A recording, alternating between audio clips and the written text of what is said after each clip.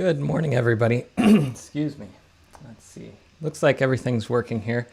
I am proud to announce that today I actually have another camera set up here. It's not really for the live stream or anything, but I have it there for another project that I'm working on and another video that I'm working on, but this one shows my good side a little bit better.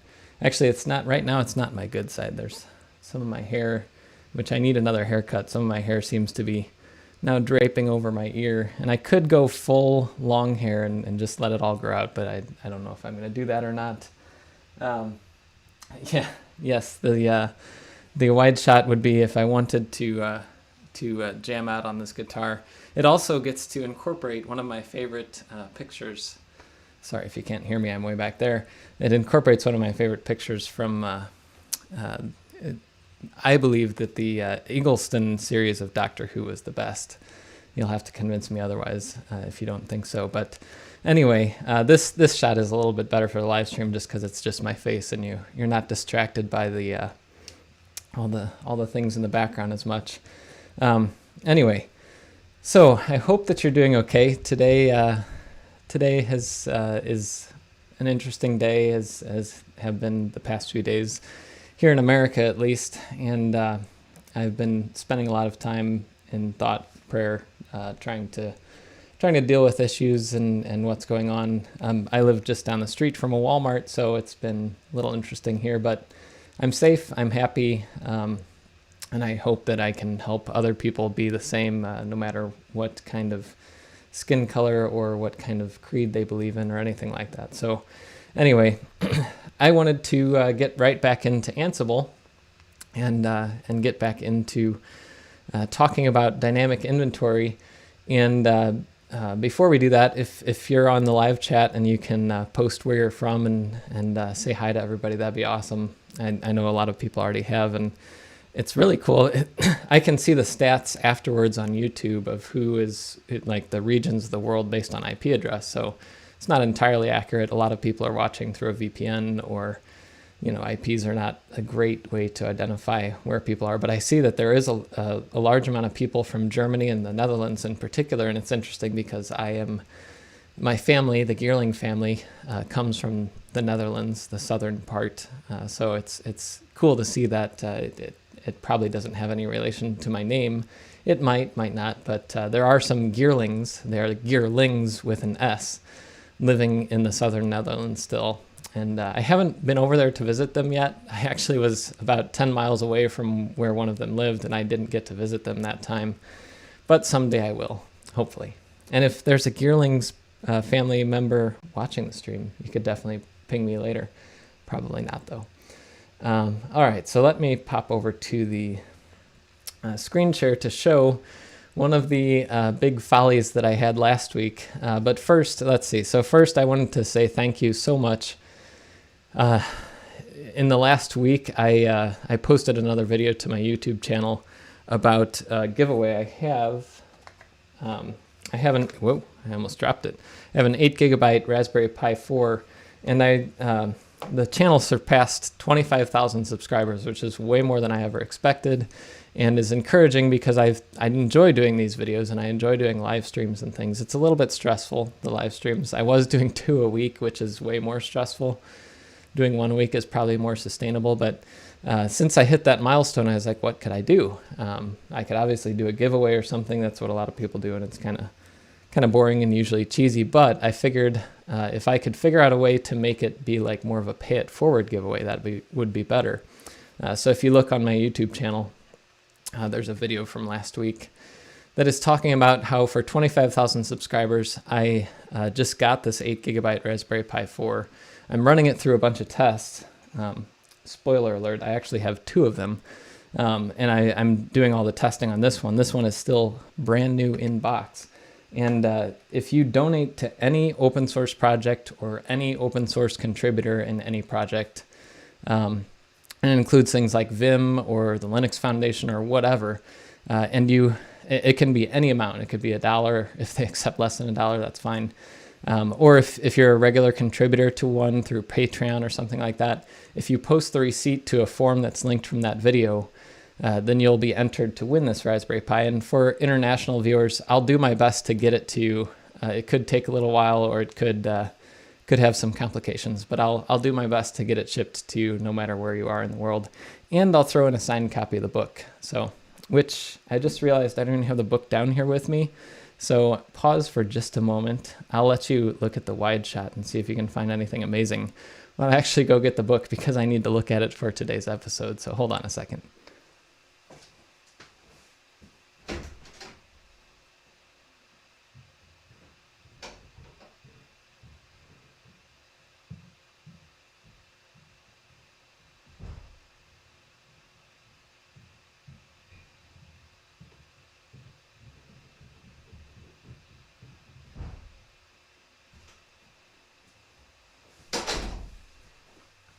Okie dokie. So there we go. I don't have any elevator music. I wasn't planning on not having the book with me. But for today, it's actually partly inspired. Going up and down the stairs gives you a little bit of a wind. Going out a week or two ago, I think it was 2 weeks ago, somebody mentioned that, when are you going to wrap this series up, and are you covering dynamic inventory? And I said, yes, I will cover that. So I actually was going to do this later, but now I'm going to do it now. If you have the book, it's in chapter 7. It talks all about different types of inventories, dynamic inventory, and things have changed a little bit, and this camera is not focusing on me because it keeps picking up this microphone. But things have changed a little bit, and I'm going to cover some of that, but it's still very relevant, all the information in the book. I think version 1.18 or so is when I made the last major changes. But I'll be making a few more changes in here, probably for version 1.25 or 26, so sooner or later. Anyways, as I was saying, you could win the Pi and a copy of the signed book. It'll probably be version 1.22 or 23 or something, because I don't have the latest version yet. But let me switch to the screen share again and mention that thank you so much to these sponsors who have helped me. I basically said donate to somebody else, but I think some people took it to be donate to me. That's not what I was going for there. But I do have a few more GitHub sponsors. So I wanted to thank Claudio, B. Salida, Maxime, Roy Olson, Ranger Dude, Voislav. I try with these names, so give me a point for that, I guess. Colin Odell, that one's not super hard for an American like me. Michael Augustin, Hamidreza from the Netherlands. You'd think I could know how to speak some Dutch names, but I don't. Rohan, and Hans. Also Mark Caudill, and apparently Roy Olson is sponsoring me on GitHub and Patreon. That's pretty awesome. SC1, Vasily K, and Sebastian P. So thank you very much. And if you want to support my work, my goal is to try to get enough revenue per month that I can do these videos and not stop basically after the COVID-19 stuff is over. Hopefully that doesn't demonetize me. Anyways, so the links for that is in the description below the video here. At the end of last week's episode, if anybody was watching, it was a little bit, I had done it 2 times before, and I had run through practicing doing this, and so I was flabbergasted as to why it was not working in Tower. And I found out about 5 minutes after. Basically, I went back to Tower and I checked all my settings, and the credentials field for my job template was empty. So when you set up, yes, I'd like to continue. Of course, now it's probably going to lock up or something. Let's see. Okay, I've been logged out. So when you set up a job template, you have to tell it all the different things to use. So when I set up the job template for the PHP demo, I had set it up and there was no credential in here. So if I do that and save it, it'll do the same thing we did last week, where if I go to templates and run it, it's going to show the same error message.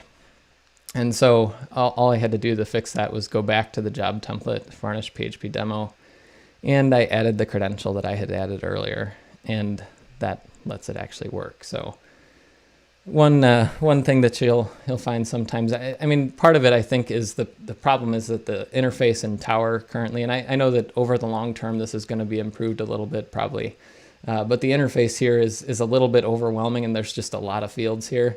So that happens to me sometimes. And outside of live streams, I usually find the problem a little bit quicker because my brain goes into debug mode a little better. When I'm doing a live stream, I have to be well, I don't have to, but I like to be able to be conversational so that you're learning things from how my brain is working. But that takes my brain out of its normal debug mode, and it just doesn't work quite as well. So anyway, that was the problem. And if I go to jobs, this one should have failed. You can see it failed. But now it should succeed because it actually has a credential to use, and that's a good thing because if you have the key, you can unlock the door. If you don't have the key, you're not, well, you could maybe get into a physical door, but you're not getting into the server that easy without a key. So that was that issue, and I just wanted to go over that. So I had some questions and notes from last week's episode too to run through really quick before we get into dynamic inventory, which I promise we'll get to soon.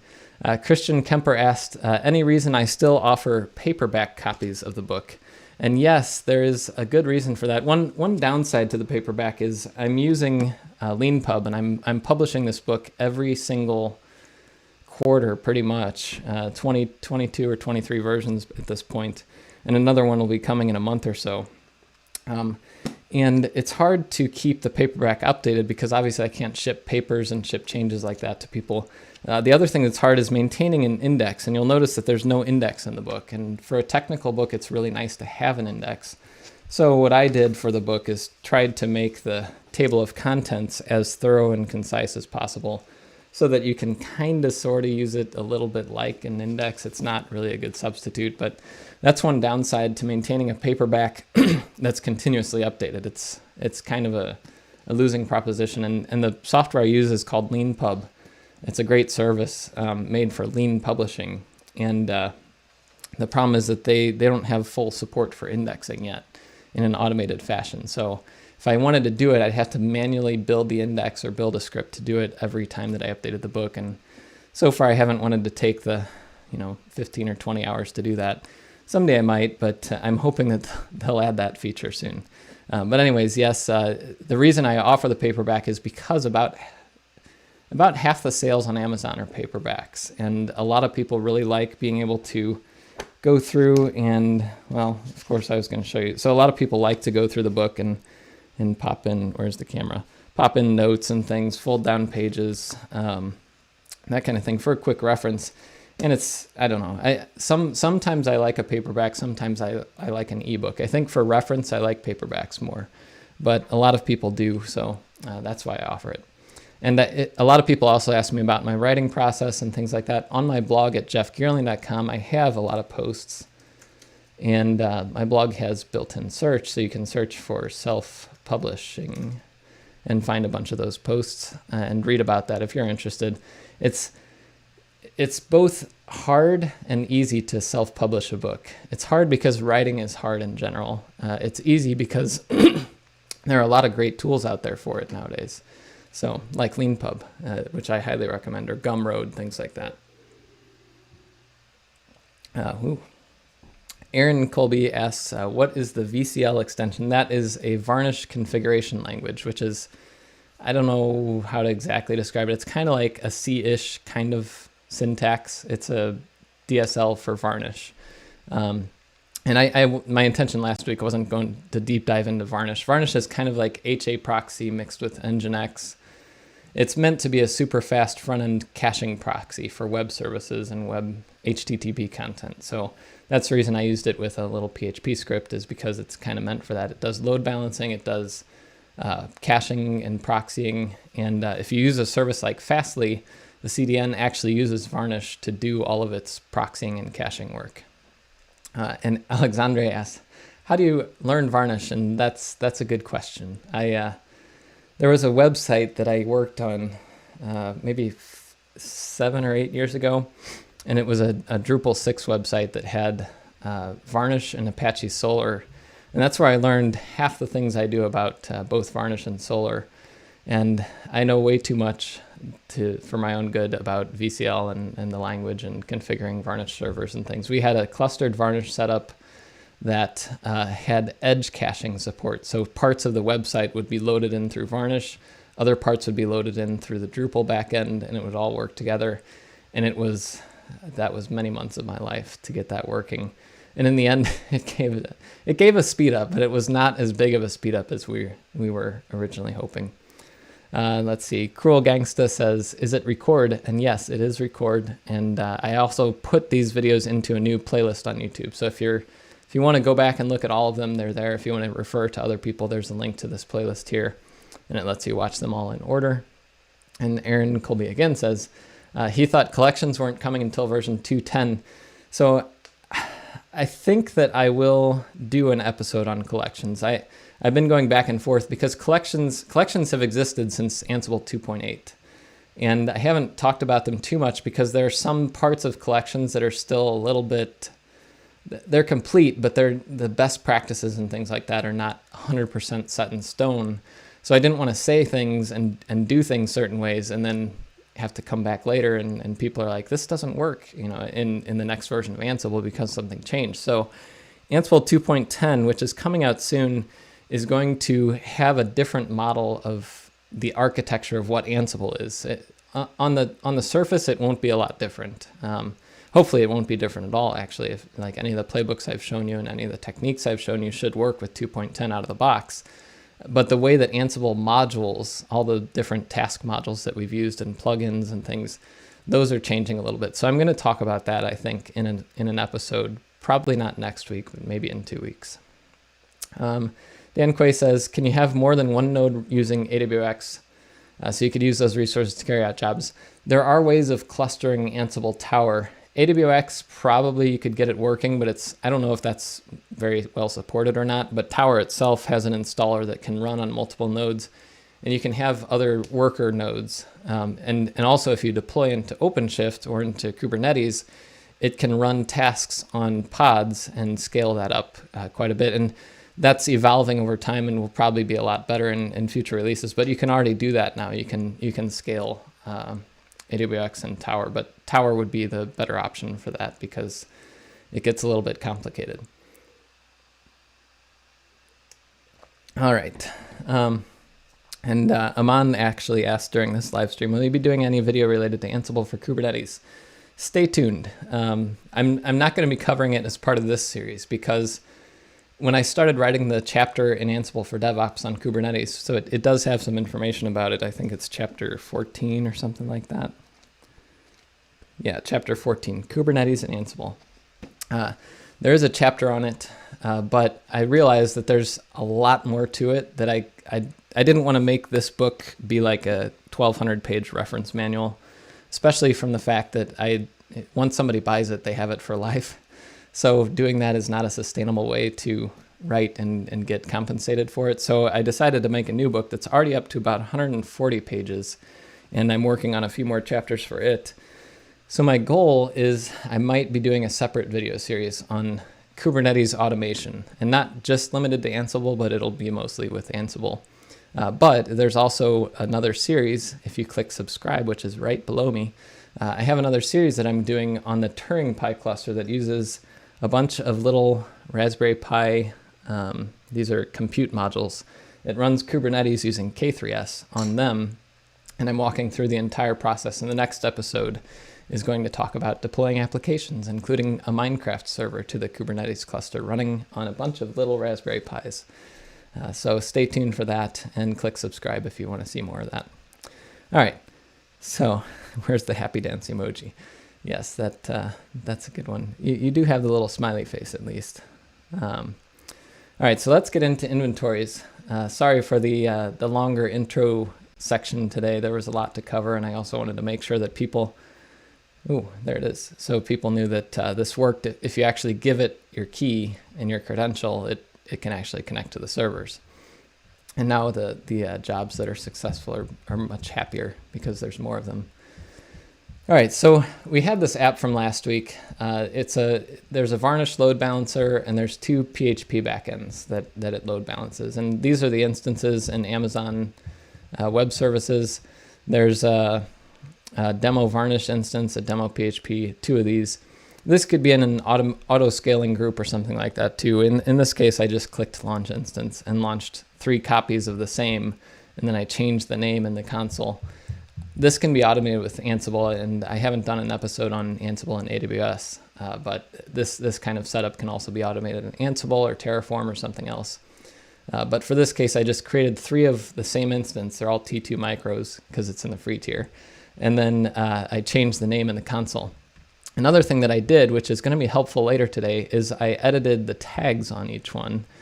And if you're using AWS or Google Cloud or DigitalOcean, tags help you to group things together in Ansible later using inventory. And a tag that I added was just a group tag. And then I called this first server varnish in the varnish group. And in the PHP servers, I added a group tag with PHP. There are tons of different ways to do tags and tagging structures. This is just one, but I'll show you why that's helpful in a few minutes. But the first version of this playbook that we were using last week just used a static inventory. So it used an inventory file like this. It's INI style. There's a group, all the servers in the group, another group, and all the servers in that group. And we had something like, what was it, all vars, and that had Ansible user equals admin, something along those lines. It's better to take any variables for things and take them out of the inventory itself and put them into group vars and host vars. So this folder, group vars, you can put any file name relating to any of these groups. So you could put a file called varnish.yaml, a file called php.yaml, and a file called all.yaml. And what I did was I took these variables that were under all vars and I put them into group vars / all.yaml. And these are those 2 variables that I had in there. So I'm going to take that out. And that way your inventory is a lot simpler. It just has basically a list of servers and the groups that they're in. And it's a lot easier. And you can have children, if you had web children, and this had varnish and PHP, that creates a new group, and I could have a group here. So when your inventories start getting to be more in the real world, where you have 10, 20, 40, 200 servers, you might need different sets of groups. Like you might have some servers that are running on CentOS and some servers running on Debian or Red Hat or whatever, and you could group them by OS as well and do things with that. For things like when you're doing upgrades, they're a little different for different types of servers. So this is the easiest way to do inventory for relatively static servers. But there's a problem, and let me just make sure this is all working. Ansible playbook -i inventory host.ini main.yaml. We'll make sure that this is working, because last week it wasn't the first time I tried. And I also realized last week the variable for SSH private key, the reason that wasn't working is because I had this, and it's actually private key file. So another little thing that went wrong in last week's demo. Thank you very much, CXGS Legend 01. But yes, I will. I'll get to that question a little bit later, and if not later, then in the next episode if we run out of time. But thanks. If you like hitting that little money button down there, that's a cool way to show a little support. And technically you're supporting an open source creator, so you could use that as an entry into that little Raspberry Pi 4 contest.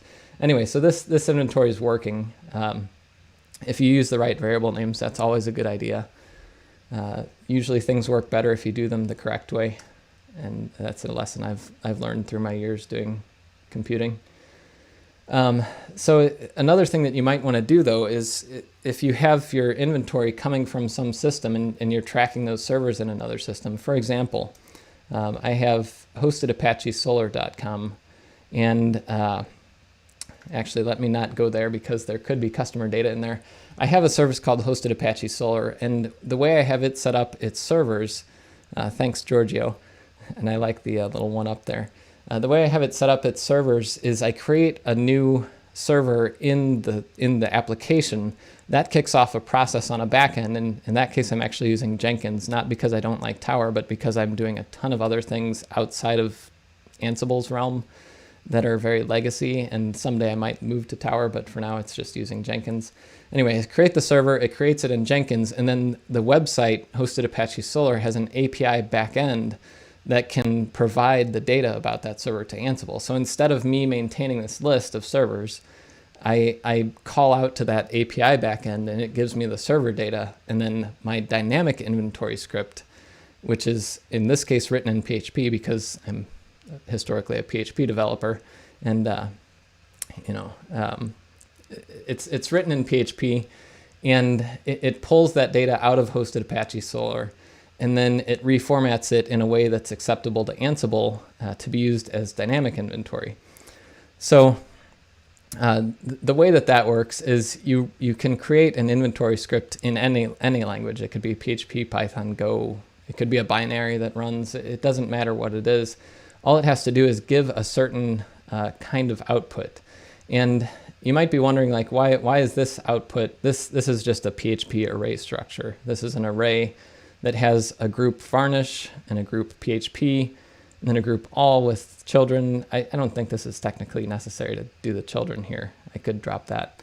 And it gives vars for it. And then you can also add host vars, which would be like the host vars directory. You can give variables for any particular host. And the structure is a little bit more complicated than host.ini, but that's because we're giving Ansible an internal representation of how the hosts are structured. And if you're ever working with inventory, there's a way to look at this internal structure and look at how Ansible plays with inventory, basically using the command line command, Ansible inventory, and then you can pass it an inventory and then start playing around with it. So in this case, I'm going to take this host.ini and see how Ansible sees it. -i inventory host.ini. And I'm going to say list, which tells it list all the inventory data that you know about this. Thanks also to Adam Bashore. Thank you very much. So if I do this, you'll see that Ansible is actually seeing these different things. It takes the variables applied to all servers, all hosts, and then it kind of sifts them out into a set with host vars for each host. So that way Ansible knows all the variables that are associated with each host individually and can work on them that way. So this is internally how Ansible is seeing it, and you can make sure that your inventory is being seen by Ansible the right way. And you can see that there's a JSON list of all the different the groups here, and all the hosts are in lists under group name and then hosts, and then the list of the hosts. So that's the same representation that we're doing here in PHP to make an inventory. And this is just going to return this PHP array. We need to transform that PHP array. So I'm not going to get into all of the steps of if you have a web service like hosted Apache Solr does that has a REST API that you can pull data out of and then transforming that into this array. But in this case, this is the structure that it needs to get into. So you'd have a group at the top level and then the hosts in the group. And you can add variables in this level as well in the group. And then you can have groups of groups, like this one is saying that all has these in it. But again, I can leave this out and it would still work correctly. But if you wanted to do other groups of groups, you can do it that way. And then in meta, you can add individual host vars. That's the structure. And then in the PHP itself, at the end, I have this call here to get inventory. And if I go here, then there's a few different things that Ansible can do with dynamic inventory. It can call it with --list, which is supposed to give it everything, or it can call with just one host name. And so if I go to that script, and the script also has a hashbang that calls PHP, and so it should call PHP and then run the script, which at the end here is going to call this function, which is right here. And this function will go in and get the inventory from this function, which is example inventory. So if we run it just using, by calling it directly, we'll see what happens. We'll call it directly with --list, inventory, not Python, PHP, --list. And you'll see something, another thing that you often get tripped up by is that it's not letting you run it, because if we look at it, if you look at the file here, inventory PHP, it's not executable. So Ansible has to be able to execute the file. So this is something that you might get tripped up in Ansible Tower as well. If you commit an inventory script to your repository and you try using it in Tower and it doesn't have the executable bit set, then Tower's not going to be able to run it and you'll get that permission denied. So I'm going to say chmod plus x inventory PHP. And now if I run it, it should work and it should output the list of hosts. This is obviously in JSON, so it's not very digestible here. And it's one-line JSON, which is even less digestible, but it's valid. And if I say --host, it's going to return empty inventory because no host was specified. But if I say --host and then give it a host, I think for this inventory, for demo purposes, I didn't want to set up the how to get the inventory for each individual host. Thank you very much, Calvin. That's very generous. For this example, I'm not setting up how to get one host's inventory. However, if you use Ansible, if you use this command ansible-inventory, and then I'm going to give it my inventory PHP, it's going to give me the same basic information, but you'll see that in the PHP inventory up here, I gave it a few things. I gave it an example variable that applies to all. So you can see that for each host, that example variable was injected. And under meta host vars, I gave it another variable for this particular host, 5483. And that is right here, and that's put in when Ansible puts everything together. And I think if Ansible does, I didn't test this, but let me try host and grab that host and see what it does. So it's interesting because technically speaking, I guess you don't have to implement getting a particular host name in your dynamic inventory. That's why I don't have it here. But because Ansible will get the full inventory and then parse out the data that it needs when you're just doing one host. So the cool thing is now this is a dynamic inventory that I could be getting this data in this statement from anywhere. It could be coming from a web service. It could be coming from, I could integrate with Amazon's APIs if it's on EC2 or something like that. So you can build in any programming language as long as you can make an executable file like I did here. Ansible will call it and load in that inventory from your JSON. So if I run this playbook the same way, so I'm gonna, I'm not gonna do that. Ansible playbook -i inventory PHP main.yaml. And it's going to use this inventory that I'm generating through PHP to do the same thing that the static inventory did here. Obviously, for this particular instance, this is a lot more maintainable than all of this, but there are a few times when it's going to be easier, like if you have dozens of servers, like hosted Apache Solr does, and it's still a pretty simple process, but it's highly custom because of the way that it was set up and the legacy and the way that Jenkins interacts. And the way that that's set up, it's easier to maintain with, it's almost the same amount of code that I have here, but it can scale up to hundreds or thousands of servers if you need to. So that's the PHP example, and I have another example in Python, which is, structurally it's about the same. I think, so I originally wrote these examples probably 5 or 6 years ago. So the PHP one is just using raw functions, so it's kind of like a functional structure. The Python one sets up an object, or a class for example inventory, and then it calls that class at the end. Both of these ways might not be the most pure, perfect Python or the pure, perfect PHP. It's more of an example that you can kind of hack things together and get it working in whatever way that you want it to get working. The little thing on the screen there, it's a joke because if you throw well, in the past at least, if you threw a semicolon in some places in Python, it would kind of explode. I think nowadays it's actually allowed, but anyway, in Python you don't use semicolons, whereas in many other C style languages you do, which I'm used to in PHP. Where the opposite happens, if you don't have a semicolon, then PHP explodes. So that's just a fun little thing. Anyways, so this is the same kind of structure. When this class is initialized, it grabs the arguments from the CLI. It sees if it's list or host, and it does the same thing that the PHP script does for host. It just gives an empty inventory. And then it dumps out JSON from the inventory, which it gets here, which is the same structure. There's a group varnish, a group PHP, a group all that has the vars that apply. And let me cancel this out because I don't need the playbook to run right now. And so if I run that script, which I already gave the execute permissions, let's see. If I just run it directly, inventory/inventory Python list, it should give me the same information that PHP gave me. And if I use Ansible inventory to debug it and see what Ansible's seeing, -i inventory Python --list, it gives me the same thing.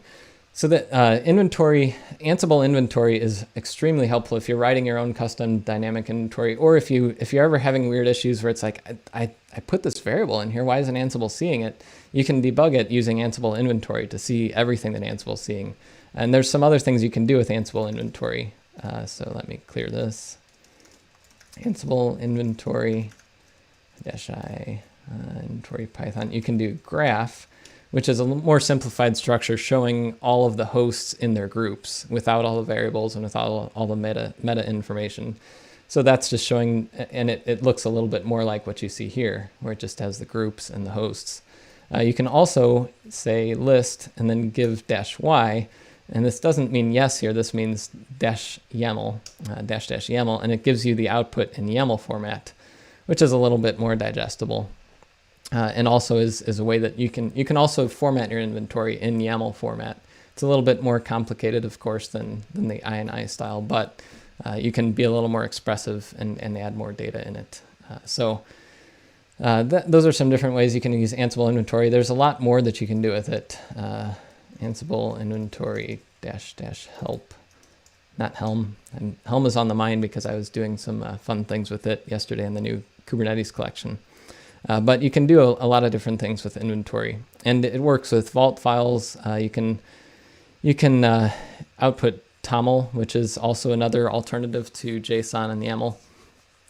And you can, if you're debugging inventory in a different directory than where your playbook is, like if I was up in the inventory directory, you can specify the playbook directory in case it needs to load things from there. Like if you had group vars in your playbook directory and not in the inventory directory like I have here. So anyway, there's a lot of different options for that. So we'll tie that off there. And someone also asked, will there be a recording? Yes, all of these episodes are recorded, and there's a playlist on YouTube and also on my website. If you search for Ansible 101 Jeff Geerling, you'll find the link with all the videos in it. So if you're missing something, don't worry.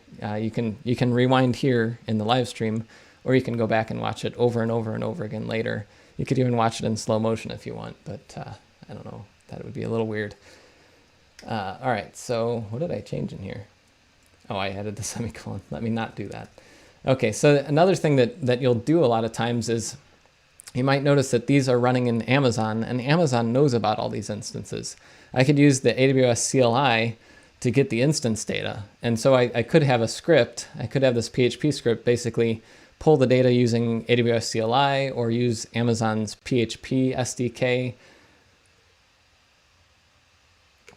For Python, I could use the Boto library. I could do a lot of different things to pull this data out of Amazon. Ansible actually has some built-in plugins that deal with inventory for major cloud providers. So I think there's Google, Amazon, OpenStack. Well, I have the thing up here. Let me check. Actually, let me check over here. Plugin list. So here's the list of plugins. There's plugins for so many different things already. And what these plugins do is they basically tie Ansible into these systems so you can get data out, and each plugin has its own configuration.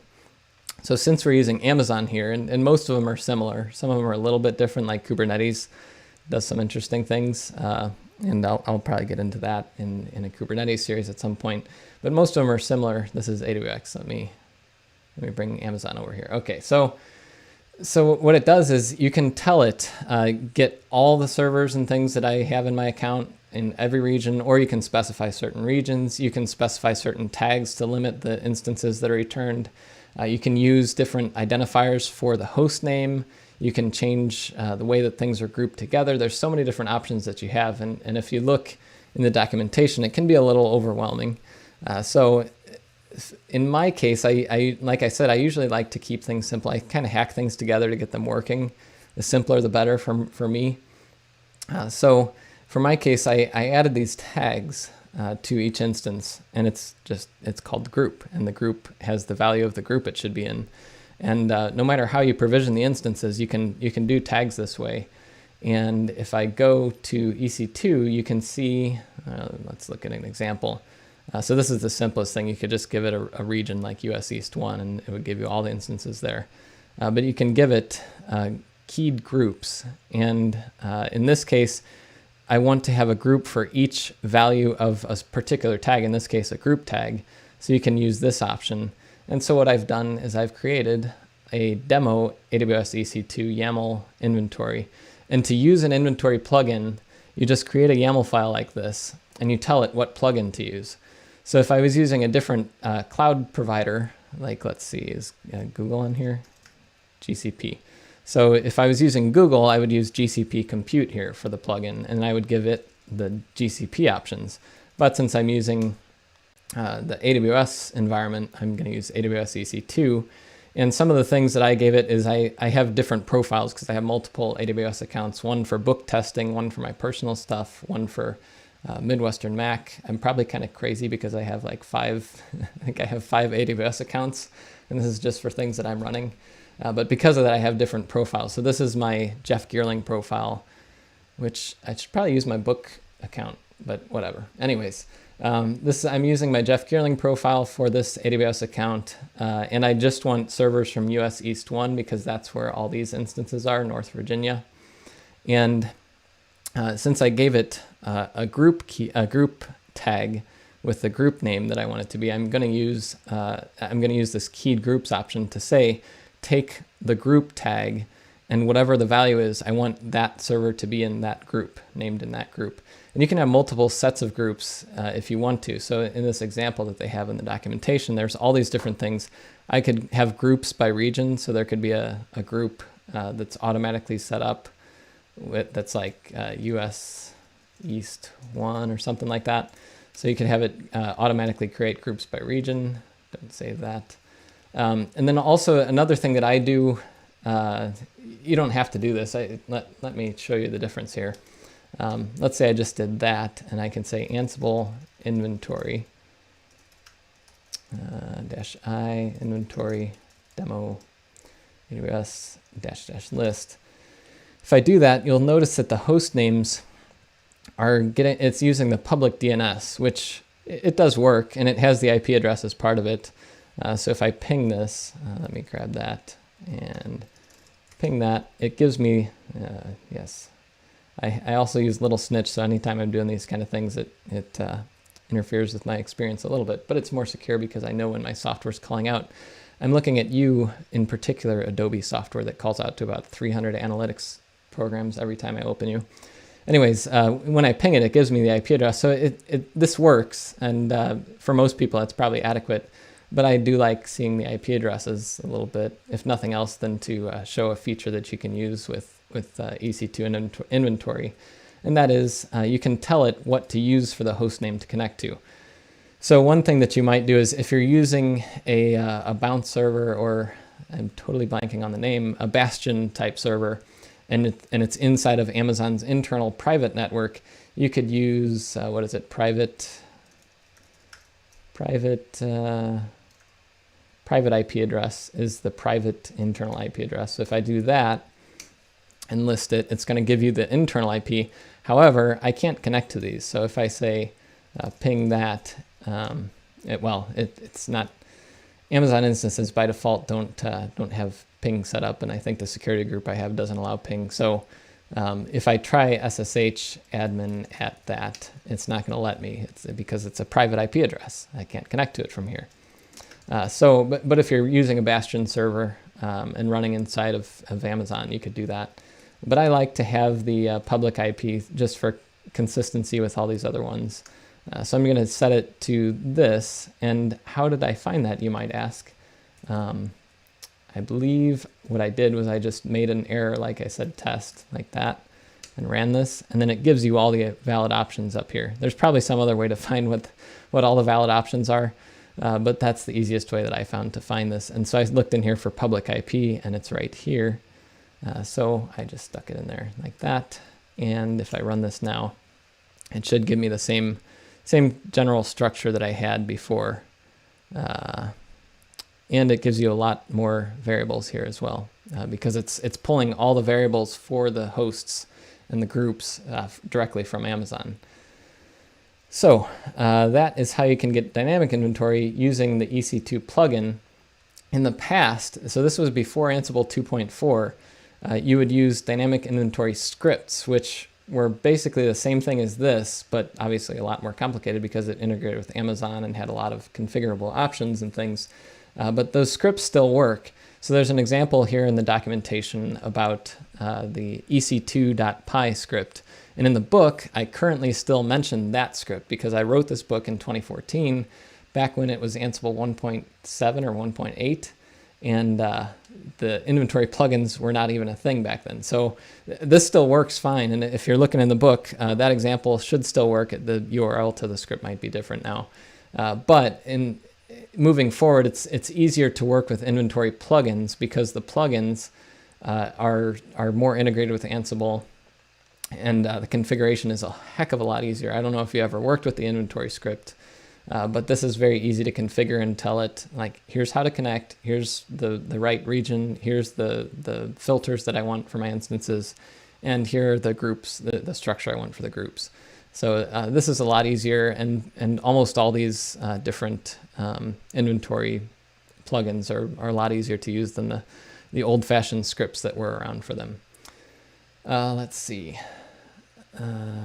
So I got that working, and then just to prove that it works with the playbook, Ansible playbook. I can't type right now. -i inventory demo.aws ec2 main.yaml, and it's gonna pull out the correct servers and configure them correctly.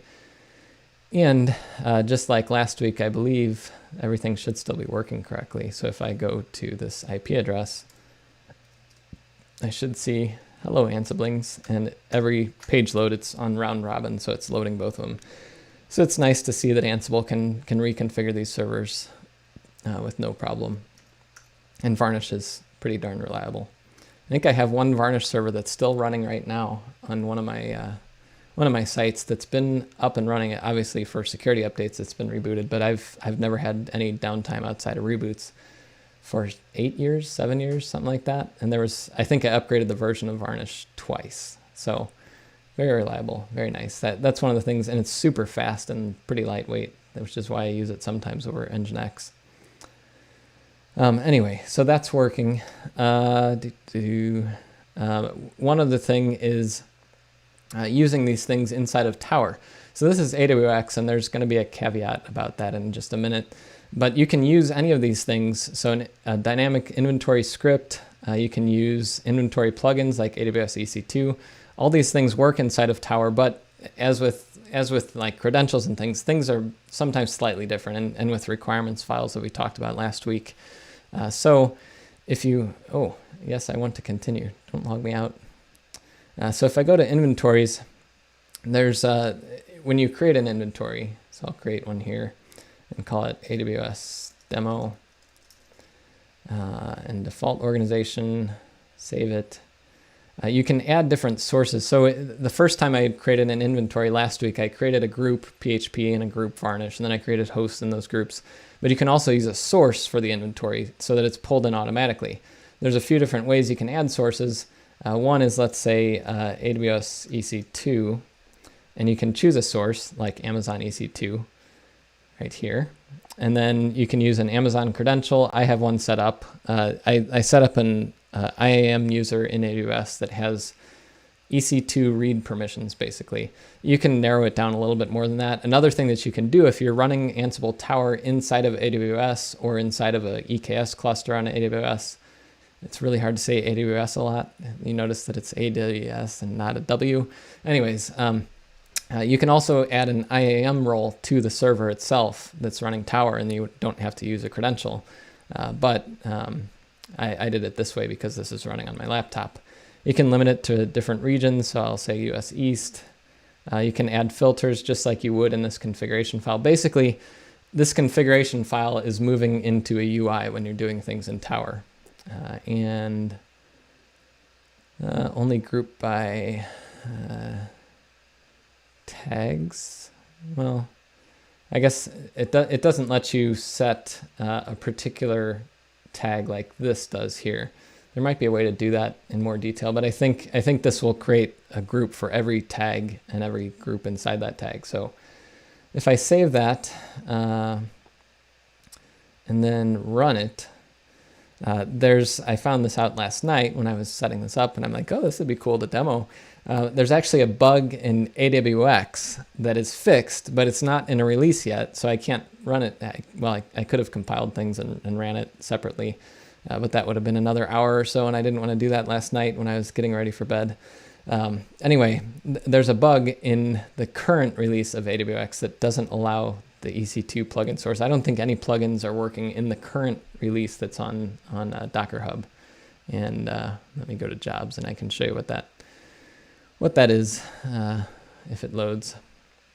So it's giving this annoying error, but I think the reason for that is Tower and like I said earlier, Ansible 2.10 itself is migrating to a new kind of structure in the back end, and it's using collections, which I'll talk about in a future episode, to maintain these modules going forward. So instead of this EC2 plugin being inside Ansible's code base, if you go to github/ansible/ansible, it's actually externally maintained in an Amazon collection.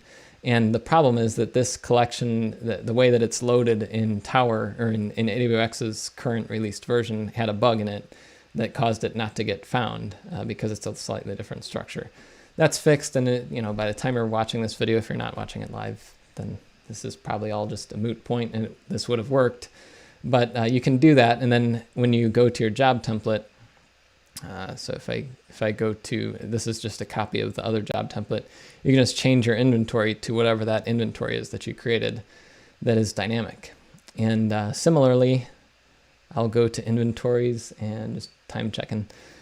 Similarly, you can use a custom dynamic inventory from your project using a source that is sourced from project. So if I click plus here and choose a source, you can say source from project, and then you can find a project, run PHP demo, and choose a file that it finds.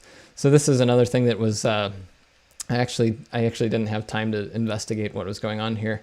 Since I have a bunch of scripts in this inventory directory, I think I might be confusing something, and there might be a different way to structure it for Tower.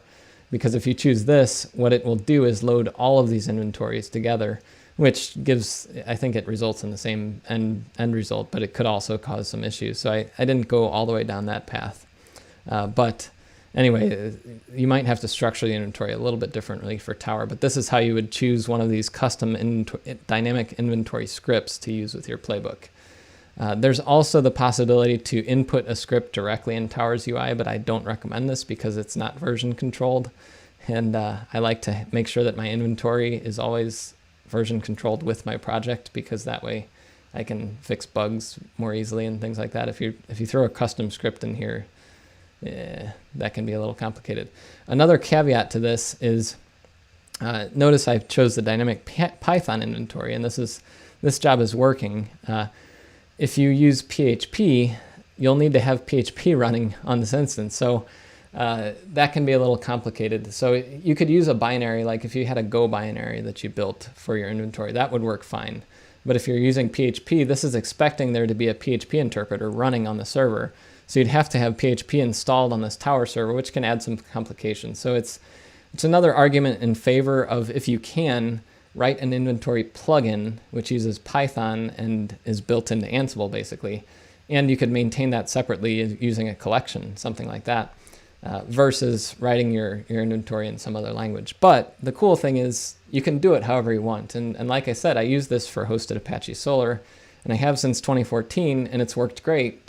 And that's one reason I enjoy using Ansible, is because if something that might be a little bit hard to do, you can do it in a language that you're familiar with, and then as time goes on, I'll probably write an inventory plugin at some point when I do a re-architecture of the service, and at that point I'll move it to Python.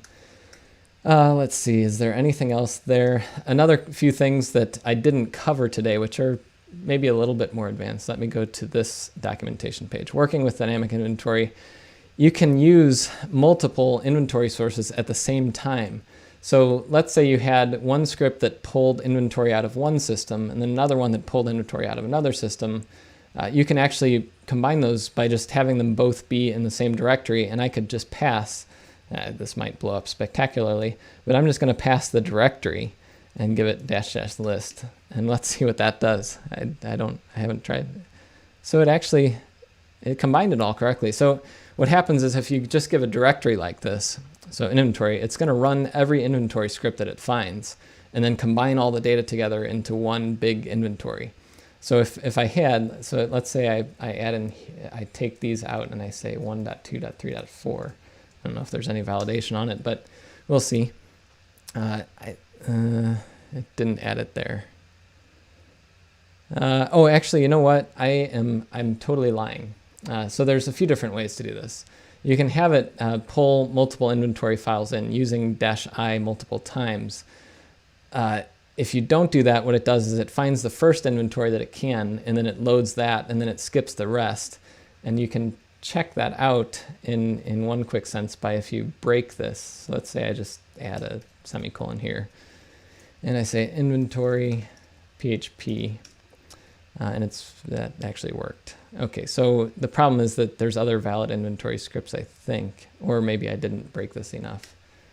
Exit. Let's try that. Okay, so now it's seeing, it thinks that one of the hosts is PHP because it parses as INI. When you do this without any changes to Ansible's configuration, it tries loading the inventory script using every inventory plugin that's available. So the first thing it tries is a script plugin. It tries running the inventory as a binary. If that fails, which it did here, PHP saw that there was a problem in here. Then it moves on to the next one and it tries using it as YAML inventory, and it's like, oh, that's invalid. So it tries the next one, which is parsing it with INI, and this is obviously not an INI syntax. And then it tried to parse it as a normal, I guess, the INI again. And then that fails, and so finally it just gives you localhost because everything else kind of failed and blew up. So let me undo that. So there's ways that you can have multiple inventory sources all loaded at the same time. You can also specify in your Ansible configuration which inventory plugins to try.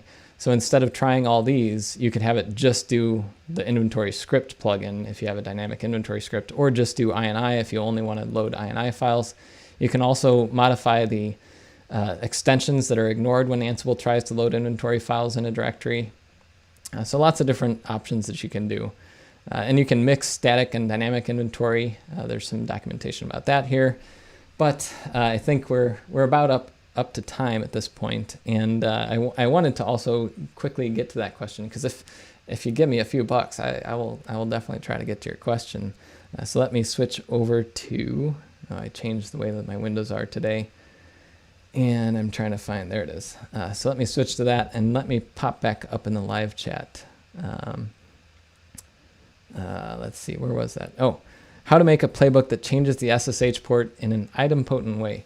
That is impossible, as far as I can tell. I spent about a day on that a year or so ago, maybe 2 years ago now. We actually had to do that for a major server migration and change the port on lots and lots of servers and a couple other SSH config parameters. And we found out that the problem is that Ansible, well, there may be a way to do it if you turn off some of Ansible's SSH connection configuration. And I don't know. I just remember I spent a full day on it and I couldn't get it to work, and I gave up. And what we decided was we would just have automation that ran the one playbook and then stopped, and then we kicked off another one after that using a bash script, and it worked okay. So I would say it's very hard to automate because the problem is you're using the SSH connection to configure the server. And if you break that SSH connection, then Ansible is going to have an issue with it. One thing that you could do is you could extend the connection timeout for a very long time, and that way your running Ansible playbook would stay connected through SSH and keep doing its stuff, but then the next playbook run-in would have to be using the new SSH port. Anyways, so that is dynamic inventory, and next week, let me check really quick what I had scheduled to go. Next week, we'll be talking about some real-world Ansible playbooks, and I'm going to try to walk through a few. So I mentioned hosted Apache Solr. That is my, I think it's my oldest Ansible playbook, and I wrote it in 2013, and it's got a lot of warts in it, so I probably won't be able to go through that one. It's the most complicated and the most awesome in some ways, but it's also the worst, and also has a few really bad practices that it would be very bad. And not just because I'm vain, it's because there are some things in there that are security no-nos probably. And I've slowly over the years, I work on like one part of the playbook at a time. It has about 400 files in it, and there's a lot of different parts of the playbooks that work together. So, but I probably will go over one that I use for my current Drupal production server, and I'll probably go through a couple examples in the book. The hard thing is with 1 hour in a live stream format, I can't really go through everything in detail. And I can't walk through the whole process of end to end. So I'm probably going to do more of a walkthrough and also do a little more time for Q&A at the end because, when I just open up a file like this and show it to you, it's a lot different than typing it out and letting you see the process of debugging it. So I will have some question and answer time. And then after that episode, I'm working on whether I'm going to talk about collections next or do more of an informal Q&A type thing, or maybe even something where I talk to some other people on the live stream. We'll see. But as with all of these streams, please consider subscribing to the channel. There's Ansible 101 coming up. There's a couple more videos on the Turing Pi cluster coming up. And I mentioned earlier that I have this wonderful new camera over here. I'll be actually doing a YouTube video talking about why and how I'm going to use that in some of my other videos. But thanks for watching today, and I'm so glad to have seen everybody. The way that I have my windows set up, I have no idea how many people are watching, but judging by live stream, I'm seeing, or judging by the live chat, I'm seeing plenty of activity. So if I didn't answer your question today, I always go through the live chat and make sure to try to answer some of the questions that I found that weren't answered by other people. And thank you so much to not only the people who are sponsoring me or people who gave me some money, but there are some people on the live stream who answer questions in there. And it's awesome because there's, not only do I not know everything about Ansible, I know probably like this much in the wide world of Ansible.